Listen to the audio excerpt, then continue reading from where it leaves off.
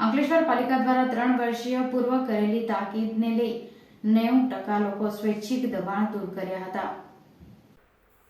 અંકલેશ્વર નગરપાલિકા દ્વારા છેલ્લા 1 વર્ષથી વર્ષમાં 2 થી 3 વાર ઊભા થતા દબાણ દૂર કરવાની કવાયત શરૂ કરતા દબાણકર્તાઓમાં ફફડાટ જોવા મળી રહ્યો છે। 2024માં પણ આ અભિયાન જારી રાખતા 3 દિવસ પૂર્વ તમામ માર્ગ અને શેરીમાં જાહેર ચેતવણી આપતી રિક્ષા વડે જાહેરાત કરાઈ હતી, જેને લઈ આજરોજ પાલિકા દ્વારા દબાણ દૂર કરવા માટેની શરૂઆત કરતા 2 જેસીબી સહિત ટેમ્પો, ફાયર સહિતના વાહનોને દબાણ હટાવો ટીમ સાથે પોલીસ બંદોબસ્ત સાથે અંકલેશ્વર રેલવે સ્ટેશનથી શરૂઆત કરી હતી, જ્યાં અડચણરૂપ દબાણ દૂર કરવા આવ્યા હતા। તો 3 દિવસ પૂર્વ આપેલા સૂચનાના પરિણામે 90% દબાણકર્તાઓએ સ્વૈચ્છિક દબાણ હટાવી લીધા હતા। તેમણે દબાણ દૂર ના કર્યા હતા તેમના દબાણ દૂર કરી પાલિકા દ્વારા દંડનીય કાર્યવાહી કરી હતી। બપોર સુધી એશિયાડનગર સુધીમાં માર્ગ ઉપર તેમજ ફૂટપાથ ઉપર અડચણરૂપ દબાણ પાલિકા દ્વારા દૂર કરવામાં આવ્યું હતું।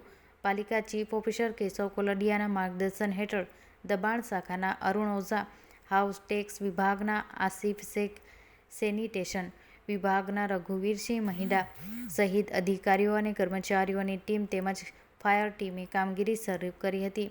આ ઉપરાંત આગામી 2 દિવસ સુધી ચાલનાર દબાણ હટાવો ઝુંબેશમાં હવે ચોટા નાકાથી ગટખોલ ઓવરબ્રિજ સુધીના માર્ગ તેમજ અન્ય આંતરિક માર્ગો પર દબાણો દૂર કરવામાં આવશે।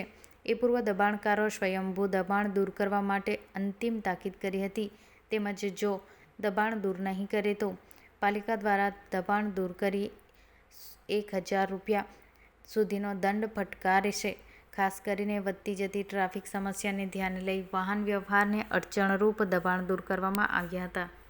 અંકલેશ્વર નગરપાલિકા દ્વારા આજરોજ તારીખ 2/1/2024ના રોજ સ્ટેશનથી એશિયાનગર, ચૌટા નાકાથી ગરકોલ બ્રિજ સુધીના મુખ્ય રસ્તાઓની આજુબાજુ જે લારી ગલ્લા પથારના વાળાઓનું દબાણ કરેલ છે તેવા ઈસમો પાસે દબાણ દૂર કરાવેલ છે અને વહીવટી ચાર્જ વસૂલ કરવામાં આવેલ છે।